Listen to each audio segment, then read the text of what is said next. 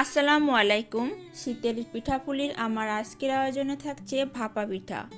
শীতের মৌসুমে সকল পিঠার মধ্যে ভাপা পিঠা সবচাইতে জনপ্রিয় পিঠা, কিন্তু এই পিঠা তৈরি করতে ঝামেলা ও সময় বেশি লাগে, সেই চিন্তা করে অনেকেই পিঠা তৈরি করতে আগ্রহ দেখান না।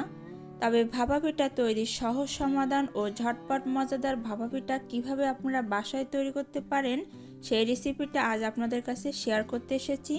যারা নতুন রাঁধুনি এবং যাদের ভাপা পিঠা ঠিকঠাক হয় না, তারা আমার আজকের এই পিঠা রেসিপিটা প্রথম থেকে শেষ পর্যন্ত ফলো করে বাসায় তৈরি করবেন।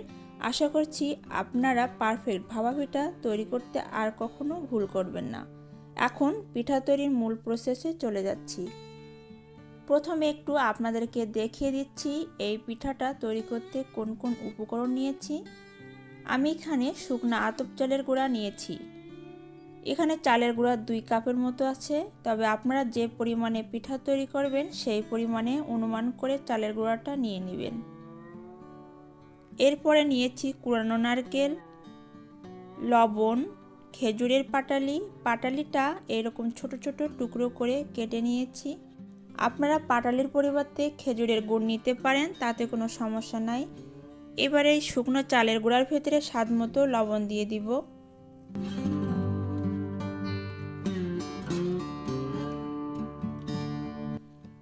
লবণটা দেওয়া হয়ে গেলে হাত দিয়ে লবণটা ভালোভাবে চালের গুঁড়ার সাথে মিশিয়ে দিচ্ছি।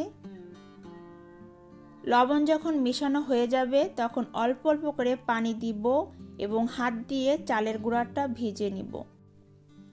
আপনারা যখন পানি দিবেন তখন একবারে পানি বেশি দিবেন না, অল্প অল্প করে পানি দিবেন আর চেক করবেন পুরো চালের গুঁড়াটা ভিজেছে কিনা। পুরা চালের গুঁড়াটা ভিজানোর পরে আমি আপনাদেরকে দেখিয়ে দিব চালের গুঁড়াটা কতটুকু ভিজানো হয়ে গেলে সেটা পিঠার তৈরির জন্য পারফেক্ট হবে। ভাপা পিঠা তৈরি ক্ষেত্রে প্রথমে আপনাদেরকে খেয়াল রাখতে হবে চালের গুঁড়োটা যেন ঠিকঠাক প্রস্তুত করা হয়। এটাতে যদি কোনো ত্রুটি থেকে থাকে তাহলে কিন্তু পিঠা কোনোভাবে তৈরি সম্ভব নয়। তাই ভাপা পিঠা তৈরির জন্য চালের গুঁড়াটা যখন পানি মেশাবেন তখন একটু মনোযোগ সহকারে মেশাবেন, কোনোভাবে পানি কম বা বেশি না হয় সেদিকে খেয়াল রাখার চেষ্টা করবেন। চালের গুঁড়াতে অল্প অল্প করে পানি মেশানোর পরে এটা এখন কেমন হয়েছে দেখতে সেটা আপনাদেরকে দেখিয়ে দিচ্ছি। অল্প করে চালের গুঁড়া হাতের মুঠোতে তুলে চাপ দিয়েছি, দেখুন এটা সুন্দরভাবে দলা বেঁধে গিয়েছে। আবার হালকা করে চাপ দিলেই ভেঙে যাচ্ছে। আরও একবার ভালোভাবে বোঝানোর জন্য দেখিয়ে দিচ্ছি। প্রথমে হাতের মুঠোতে চালের গুঁড়া নিয়ে দলা হওয়ার পরে আরও একবার আঙ্গুলে চাপ দিয়ে সেই দলাটা যখন সহজে ভেঙে যাবে তখন বুঝবেন এই চালের গুঁড়াটা পিঠা তৈরির জন্য ঠিকঠাক আছে। এবার এগুলো একটা স্ট্রেনারে চেলে নিব। চালের গুঁড়াটা চেলে নিলে পিঠাটা তৈরির পরে পিঠার ভেতরে কোনো দলা বাঁধবে না, পিঠাটা সফট হবে এবং দেখতেও অনেক আকর্ষণীয় হবে। আর আপনি যদি সঠিকভাবে ভাপা পিঠা তৈরি করতে চান তাহলে কিন্তু অবশ্যই এই যে চালের গুঁড়াটা চেলে নেওয়ার চেষ্টা করবেন।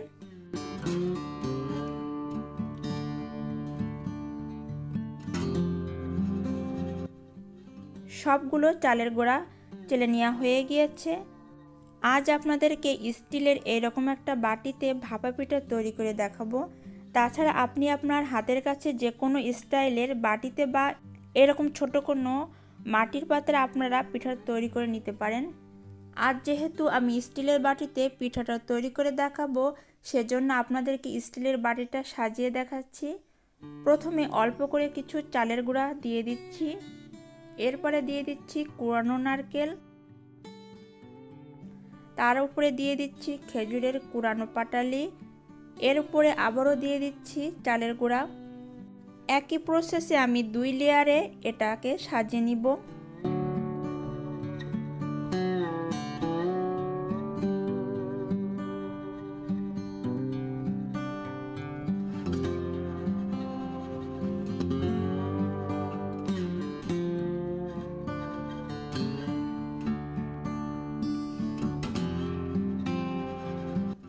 এবং লাস্ট পর্যায়ে একটু পুরানো নারকেল উপরে দিয়ে দিয়েছি। আমার একটা বাটি সাজানো হয়ে গিয়েছে। এবার এটাকে ভাপে দিব। ভাপা পিঠা যেহেতু ভাপেই তৈরি হয় সেজন্য চুলায় একটা ছোট সাইজের হাঁড়ি বসিয়ে দিয়ে এর উপরে এরকম ছোট ছিদ্রযুক্ত একটা মাটির ছাঁচ বা সরা দিয়েছি। আর এই ছিদ্রযুক্ত সরাগুলো আপনারা কুমার বাড়িতে যেয়ে সংগ্রহ করতে পারেন।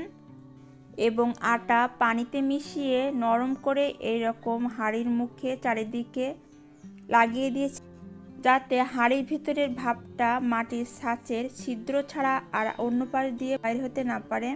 আর হাঁড়ির ভিতরে পানির পরিমাণটা হাঁড়ির হাফ বা তার কম থাকবে। কোনোভাবে হাফের উপরে পানি দিবেন না।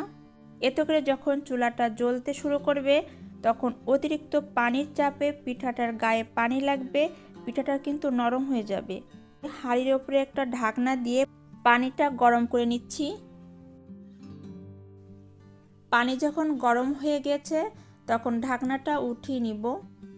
দেখুন সরার মাঝ বরাবর যে ছিদ্র আছে সেখান থেকে কিন্তু অলরেডি পানির যে ভাপটা আছে সেটা বাইরে আসতে শুরু করেছে। এখন এই ভাপের উপরে পিঠাটা তৈরি করব। আমি এইরকম ছোট ছিদ্রযুক্ত একটা নেট নিয়েছি এবং এই নেটটা বাটির উপরে দিয়ে দিচ্ছি।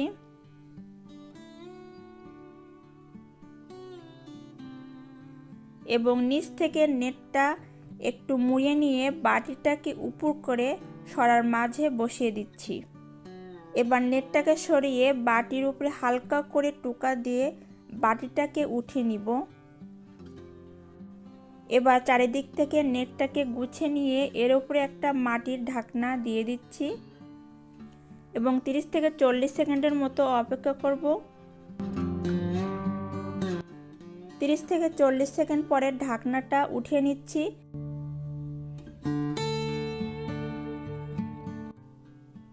দেখুন পিঠাটা কতটা পারফেক্টভাবে সেদ্ধ হয়ে গিয়েছে।